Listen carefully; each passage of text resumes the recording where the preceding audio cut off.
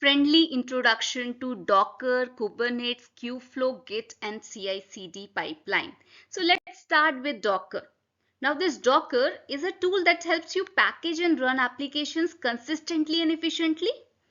Basically, it allows you to create a container that includes everything your application needs to run, such as codes, libraries, and configuration.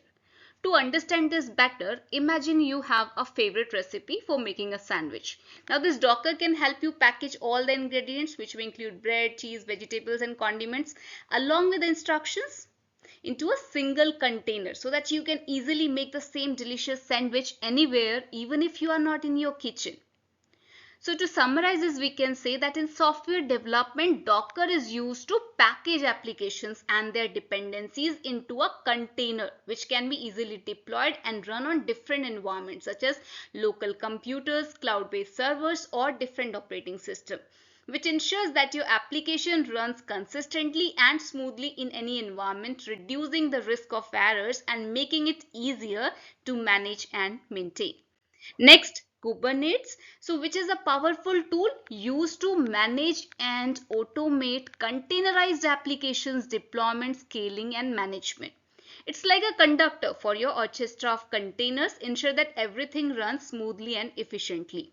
So to understand this better, imagine a theater production where you have multiple actors, sets, costumes, and lighting, and all are working together to put on a show. Now this Kubernetes helps you manage and automate the coordination of all these components so that the show runs smoothly and efficiently. And in the context of software development, these Kubernetes helps you manage and automate the deployment and scaling of containerized applications, which allows you to easily deploy and manage applications across multiple nodes, ensure that they run smoothly and consistently. For example, imagine you are a developer who has built a web application using containers, and you can use Kubernetes to deploy and manage your application across multiple servers, ensure that it runs smoothly and consistently, even if one server goes down or experiences high traffic. So this Kubernetes also makes it easy to scale your application up or down depending on the demands of the user. For example, if your application experiences a surge in traffic, so this Kubernetes can automatically add more servers to handle the load, ensure that your users have a seamless experience. To summarize this, we can say this Kubernetes is a powerful tool which helps you manage and automate the deployment, scaling, and management of containerized applications, making it easier to deploy and manage applications across multiple servers and environments. Then comes Kubeflow.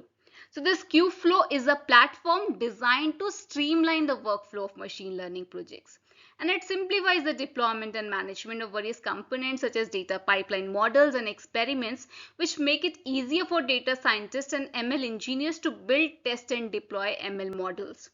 So imagine you are a data scientist working on a project to predict crop yields based on environment factors. And your project involves several steps such as data pre-processing, training a machine learning model, and then deploying this machine learning model to make predictions.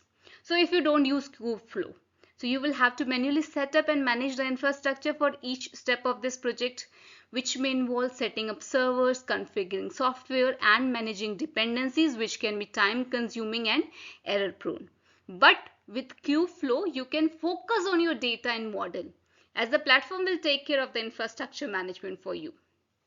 So for this crop yield prediction project, you'll have a data pre-processing. So where this Kubeflow will provide a user-friendly interface for creating and managing data pipelines. Then in the model training, Kubeflow will allow you to easily train this machine learning models using TensorFlow and PyTorch. And then model evaluation. So here you can use Kubeflow's built-in tools to evaluate your model's performance. And for the deployment, when your model is ready, Kubeflow can help you deploy it to a production environment too. So to summarize this, we can say this Kubeflow simplifies the deployment and management of various components in a machine learning project, which allows you to focus on building and testing your model rather than worrying about the infrastructure management, which makes it easier to iterate quickly and efficiently, ultimately leading to faster time to market for your ML projects. Then comes containerization. Now, this containerization is a way of packaging software and its dependencies like libraries, frameworks, and tools into a lightweight standalone unit called a container, which allows you to run the software consistently and predictably across different environments such as laptop, a testing server, or a production environment. So to explain containerization with a simple example, let us consider a software application which is built using Python and the Pandas library for data analysis. So imagine you have developed a Python script that performs some data analysis task using Pandas. And to run this script on a different computer, you would need to make sure that both the computer and the script have Python installed and that the Pandas library is present and in the same version, right? So this can be a challenge when deploying your application to different environment, as the target system may not have Python or the required libraries installed, or they might be installed in different versions. So this containerization simplifies this process by allowing you to package your Python script and its dependencies into a container. And this container acts as a self-contained environment that includes everything needed to run your script. To create a container, you would use a tool called Docker. So where you would specify the required components like Python, Pandas, and the script in a Docker file. And then you would run a command to build the Docker image which creates the containers. Now this container image is essentially a blueprint for creating a container. You can think of it as a portable computer that contains everything needed to run your application.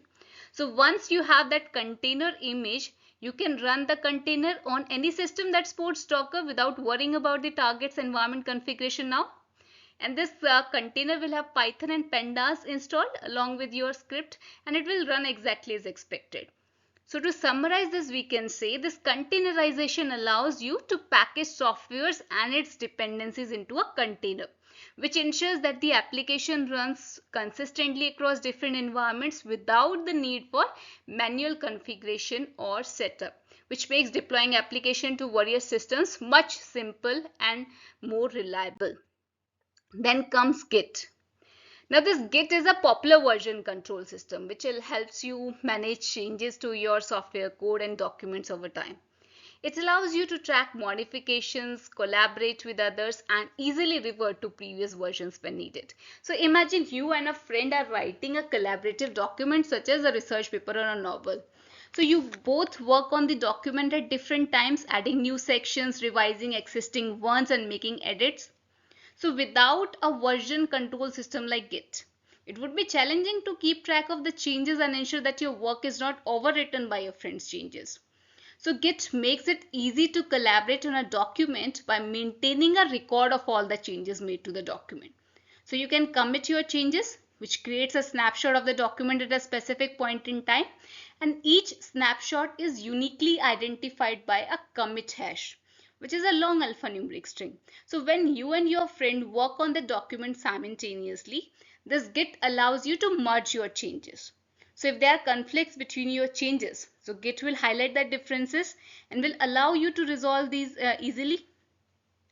Now Git also allows you to revert to a previous version of the document if needed, which can be useful if you accidentally delete an important section or if you want to undo a change that was made by you or your friend. So in addition, Git provides a history of all the changes made to the document, which allows you to see who made what changes and when, which helps you understand the evolution of this document and facilitates collaboration by enabling you to track the progress. So to summarize this, we can say that Git is a powerful tool that simplifies collaboration and version management for software code and documents, which allows you to track changes, merge contributions, revert to previous versions, and maintain a clear history of your work. And then comes the CI/CD, or the continuous integration, continuous delivery or deployment pipeline. Now this CI/CD pipeline is a software development approach that automates the process of building, testing, and deploying software updates. It ensures that the code changes are thoroughly tested and delivered to production quickly and reliably. So let us consider a simple example to better understand the CI/CD pipeline. So imagine you're working on a website and you and your team are making changes to its content, styling, and functionality.